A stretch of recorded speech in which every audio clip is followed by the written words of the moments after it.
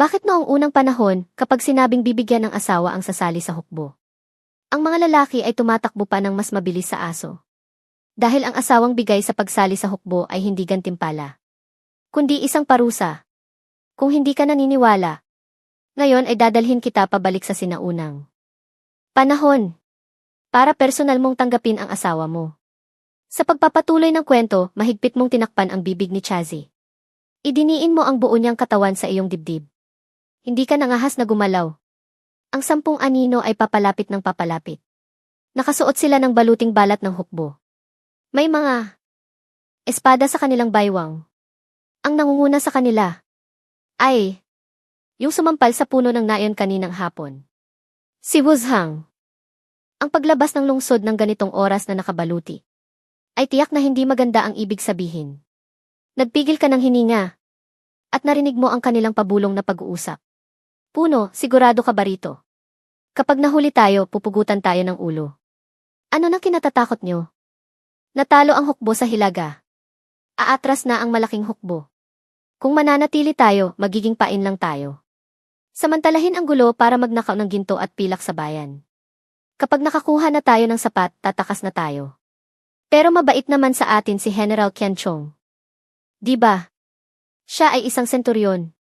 Maaari siyang ma-promote, pero tayo. Tayo ang magiging tuntungan niya. Sumikip ang dibdib mo. Lumalabas na ang grupong ito ay gustong mag-aklas habang may gulo.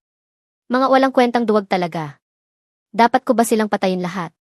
At dalhin ang kanilang ulo para sa pabuya. Ngunit agad kang kumalma. Kung ilalantad mo ang iyong lakas ngayon, mas mabuting huwag na lang humanap ng gulo. Pero sa pagkakataong ito, ang grupo ng mga tao ay umakyat sa itaas mo. Hindi na napigilan at nagsimulang umihi. Haha! Sabay-sabay. Ang mukha mo ay sobrang itim na parang tutulo na. Mamamatay ba kayo kung lalakad pa kayo ng ilang hakbang? Kailangan ba talagang sa ibabaw ng ulo ko kayo umihi? Hahakbang ka na sana palayo kasama si Chazi. Nang gumalaw ang iyong paa, ang tunog ay umalinggaw sa gabi. Sino iyan? Biglang yumuko si Wuzhang. May tao sa ibaba. Lagot na. Nanlumo ang puso mo. Isang nakamamatay na intensyon ang lumitaw. Hawak-hawak ang karit na pantabas ng damo. Isang malamig na kislap. Ang sundalong pinakamalapit sa iyo ay hindi pa naitataas ang kanyang pantalon. Nang maputol ang kanyang lalamunan, tumalsik ang dugo ng 3 talampakan. Agad mong inagaw ang kanyang espada. At iwinasiwas ito. Ah! 2 pang lalaki ang nagtamo ng malalim na sugat. Sumisigaw habang bumabagsak. Sa isang iglap, 3 ang patay. May nananambang. Patayin siya. Sigaw ni Wuzhang. Ang natitirang 7 ay sabay-sabay na sumugod. Malamig mo silang tiningnan at sinalubong. Sila'y nagkakagulo at walang kaayusan. Habang ang mundo mo ay naging tahimik na parang naka-slow motion. Isang kislap ng espada. 2 ulo ang lumipad. Muli kang umikot. Isang saksak diretso sa puso. Sa loob lamang ng ilang galaw, 4 na lang ang natira sa 10 miyembro ng iskwad. Dumanak ang dugo sa lupa. Lahat sila ay natulala. Sumigaw si Wuzhang, takbo. Binitawan niya ang espada at tumakas. Ang natitirang 3 ay sumunod na umiiyak at nagkanya-kanyang takbo. Ngumisi ka. Takbo. Makakatakas ba kayo? Binitawan mo ang espada. At kinuha ang mahabang pana mula sa isang bangkay. Bumunot ka ng 4 na palaso. Iniumang mo ang pana at inilagay ang palaso. Ang iyong mga galaw ay tuloy-tuloy. Aktibo ang iyong talentong eagle eye. Ang gabi ay naging kasing liwanag ng araw sa iyong mga mata. Agad na tinamaan sa puso ang 4 na takas na sundalo. Hindi man lang nakasigaw bago bumagsak at mamatay. Biglang tumahimik ang mundo. Ang tanging naririnig ay ang hangin at ang malakas na paghinga ni Chazi sa iyong yakap. Siya ay namutla sa takot. Hindi mo siya pinansin. At naglakad ka patungo sa mga bangkay. Sinimulan mong kunin ang pilak at mga espada. Walang pinalampas na kahit ano. Habang binibilang ang pilak, bahagya kang napangiti. Kumita ako. Nabawi ko na ang 2 pirasong pilak na ipinambili kay Chazi. May tubo pa akong 18 piraso. At 8 dagdag na espada. At 2 pana. Tumingin ka kay Chazi at inilahad ang iyong kamay. Tara na. Uwi na tayo. Na para bang walang nangyari. Pagkaraan ng kalahating oras, dinala mo siya pa uwi. 3 pares ng mata ang sabay-sabay na tumingala. Sina Chen Qingshu, Yizi, at Lin Qingyu ay hindi pa natutulog. Mahal, nakabalik ka na. Sino siya? Sumimanggot si Chen Qingshu. Nag-aalalang tumingin sa iyo si Yizi. Kinagat ni Lin Qingyu ang kanyang labi. May hinanakit sa kanyang mga mata. Ibinaba mo ang iyong dala. At bahagyang umiti.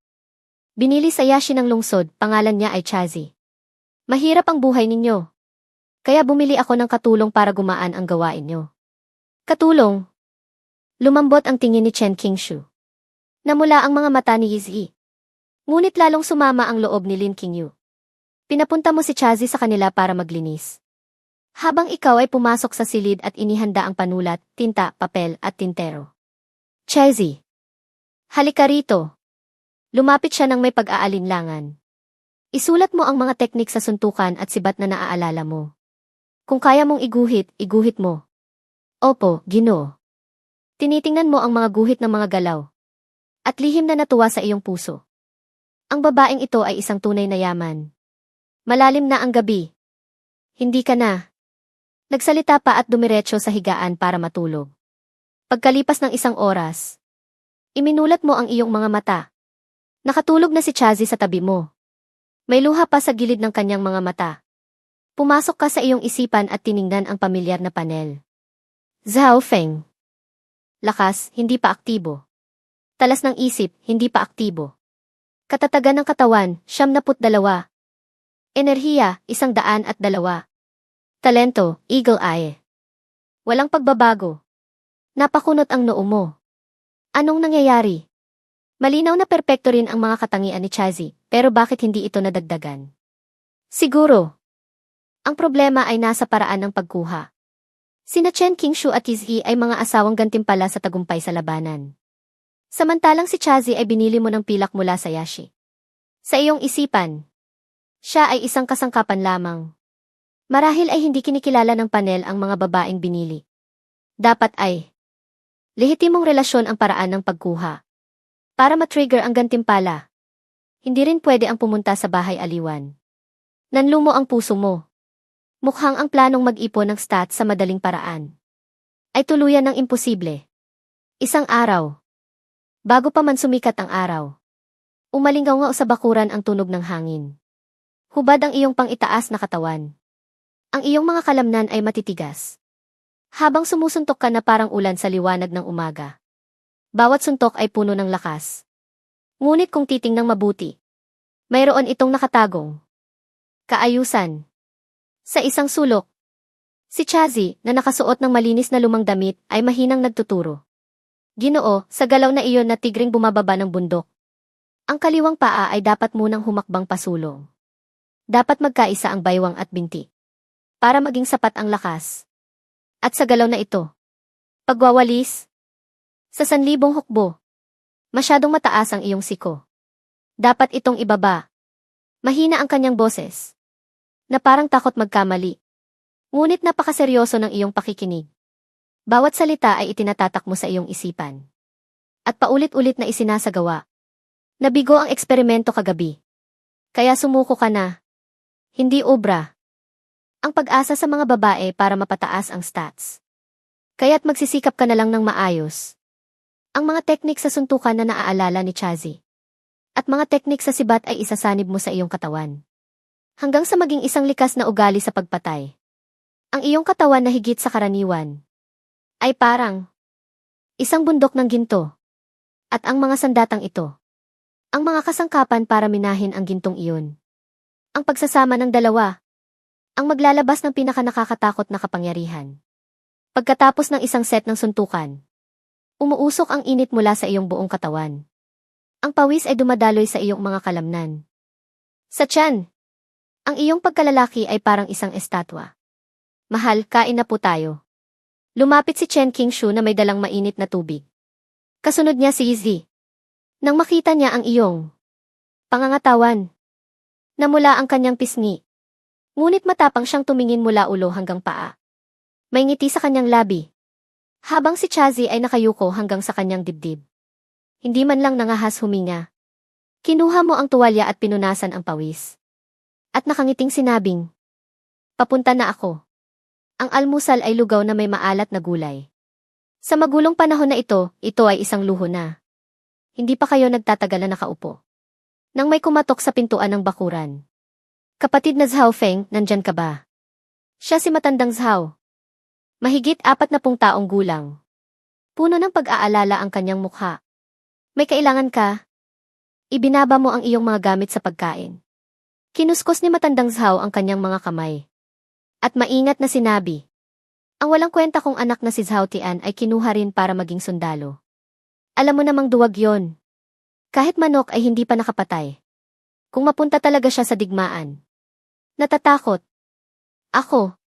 Pinutol mo ang kanyang sinasabi. Huwag kang mag-alala, tiyo. Si Zhao Qian ay pamilya natin. Hanggat may kinakain ako, hindi siya magugutom. Halos maiyak sa tuwa si matandang Zhao. At pinilit kang kumain sa kanilang bahay. Iwinagayway mo ang iyong kamay. Huwag na tayong kumain. Tayo ay magkakababayan. Hindi nagtagal, bumalik siya. May dalang isang sakong butil. At may bitbit na tuyong karne at mantika. Kapatid, dapat mong tanggapin itong maliit na regalo. Kung hindi, hindi ako mapapanatag. Sa pagkakataong ito, hindi ka tumanggi. At tinanggap mo ito ng walang pag-aalinlangan. Alam mo sa iyong puso na sa mundong ito, walang halaga ang mga salita lamang. Ang tunay na pagkakaibigan ay ang mga benepisyong nakikita. Sa sumunod na umaga, hindi natigil ang tao sa iyong pintuan. Sunod-sunod ang pagdating ng mga pamilya. Lahat ay may mga lalaking kinuha para sa hukbo. Iba't iba ang kanilang dala. May butil, tela at manok. Ang bakuran ay lalong napupuno. Hindi makapaniwala sina Chen Qingshu at Izzy. Mahal. Ano ba talaga ang nangyayari? Bakit lahat ng tao sa nayon ay sa iyo lumalapit? Tiningnan mo ang mga gamit sa bakuran. At naintindihan mo ang lahat. Malamang na hindi na kinaya ng puno ng nayon na si Zhao De at ng puno ng komunidad na si Zhao Kai ang pressure. Kaya nagbigay ulit sila ng 35 na lalaki. Idagdag pa ang unang 15. Eksaktong 50 tao, ang bilang para sa isang komandante ng pulutong. Umiti ka at sinabing, ano pa bang dahilan? Nakapatay ako ng tigre. Sa kanilang mga mata, ako ay isang may kakayahan. At ang unang 14 na lalaki ay sumusunod sa akin. Nang kumalat ang balitang ito, ang pamilya ng bagong 35 na lalaki ay natural na sa akin lalapit para humingi ng tulong. Di ba? Napagtanto ng dalawang babae ang lahat. Kumikinang ang mga mata ni Chen Qingshu.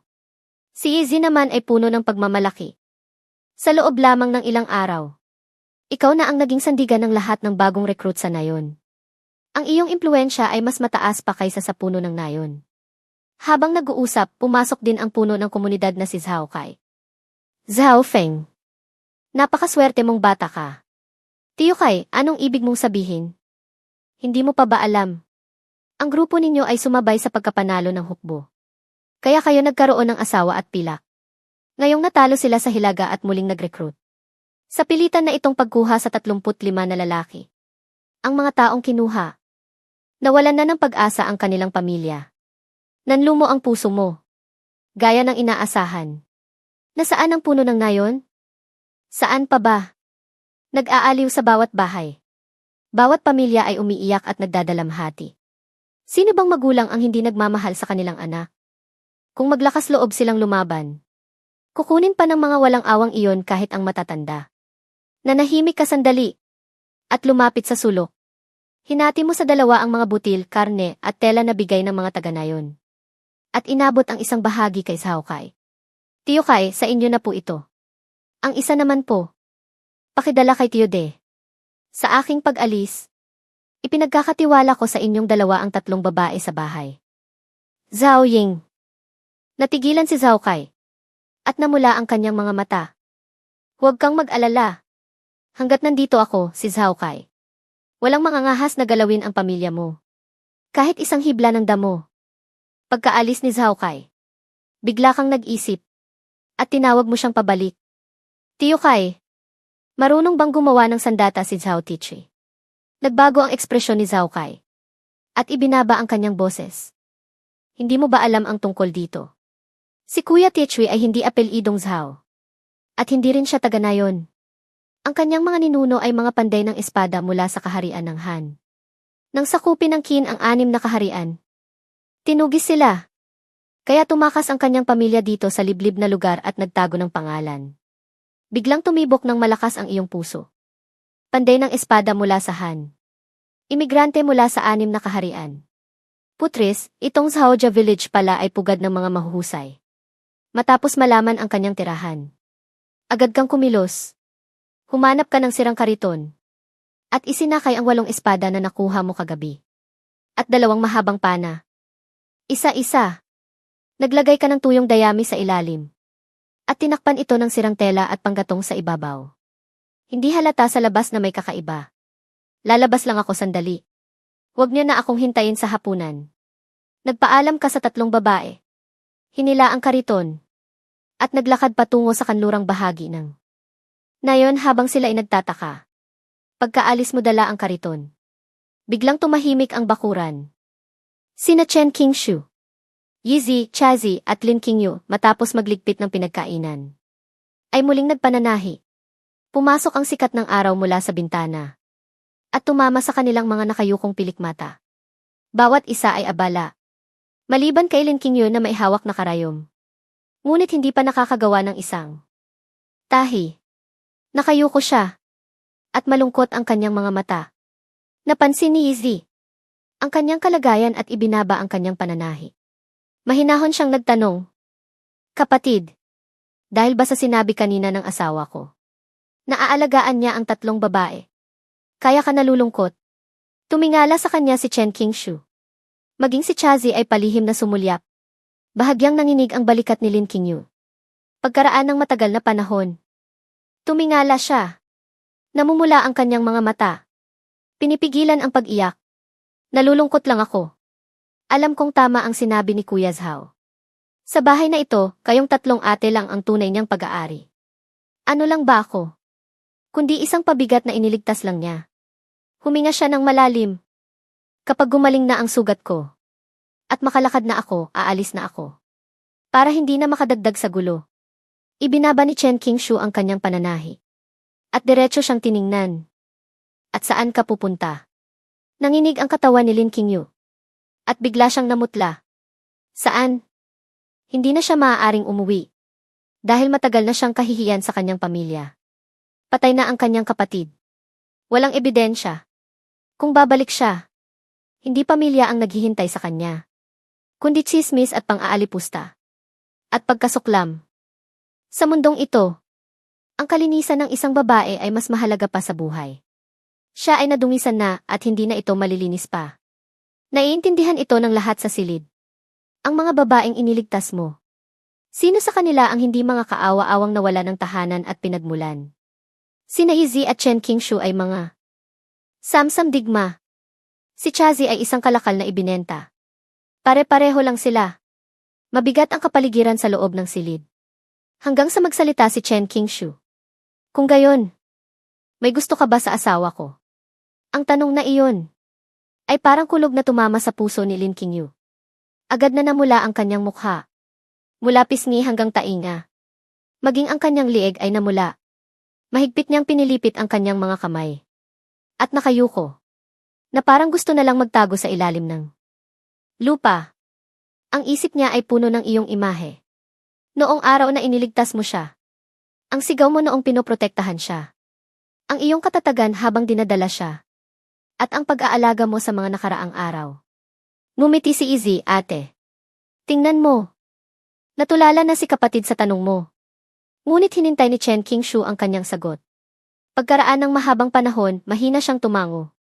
Mahina ang kanyang boses ngunit malinaw na narinig ng lahat. Ngumiti si Chen Qingshu. At hinawakan ang kanyang kamay. Lumambot ang kanyang tono. Isa ka ring kaawa-awang tao. Kung wala ka nang mapupuntahan at mayroon kang nararamdaman. Iyon ay tadhana. Magpagaling ka muna. Kapag bumalik na ang asawa ko. Ako ang magtatanong para sa iyo. Kung hindi kanya itataboy, hahayaan natin siyang kunin ka. At bigyan ka ng pangalan. Ayos ba? Biglang tumingala si Lin Qingyu, na may ekspresyong hindi makapaniwala. Ang karaniwang istriktong punong asawa ay handang makiusap para sa kanya. Sa wakas ay tumulo na ang kanyang mga luha. Sa pagkakataong ito, luha ito ng pasasalamat. Tumayo siya. At taimtim na yumukod. Maraming salamat sa tulong mo, ate. Tumayo ka na. Tayo'y pamilya na. Huwag kang mahiya. Nakangiting inalalayan siya ni Chen Qingshu. Marahang pinunasan ni Izzy ang kanyang mga luha. Inabutan siya ni Chazi ng panyo. Nagkahawak-hawak ang mga kamay ng apat na babae. Ngunit alam nilang lahat sa kanilang puso na ang lalaking sumusuporta sa kanila ay malapit nang pumunta sa digmaan. Sa kabilang banda, itinutulak mo ang kariton. At nakarating sa isang bahay na gawa sa bato at putik sa kanluran ng nayon. Ang tunog ng pagpapanday ay may kasamang amoy ng uling.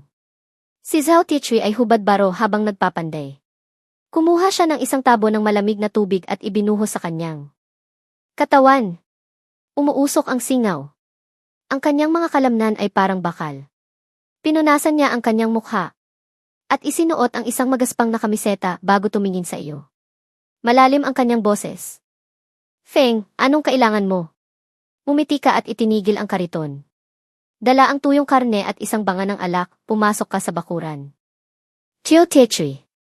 Nakahuli kami ng hayop sa gubat. Walang kasamang kumain. At naisip kong paborito niyo ito. Kaya dinala ko rito. Para makainom tayong dalawa. Tumingin si Zhao Tiechui mula sa iyong mukha. Patungo sa kariton na may takip na dayami. Sa sandaling iyon, ang kanyang tingin ay kasing talim ng isang espada. May narinig na yabag mula sa loob ng bahay. Isang babae ang akmang magsasabi ng isang bagay. Nang hindi lumilingon, mahina siyang nag-utos, pumasok ka at isara ang pinto. Hindi kami tatanggap ng customer ngayon. Kahit sino ang dumating. Huwag mong bubuksan. Natigilan sandali ang babae.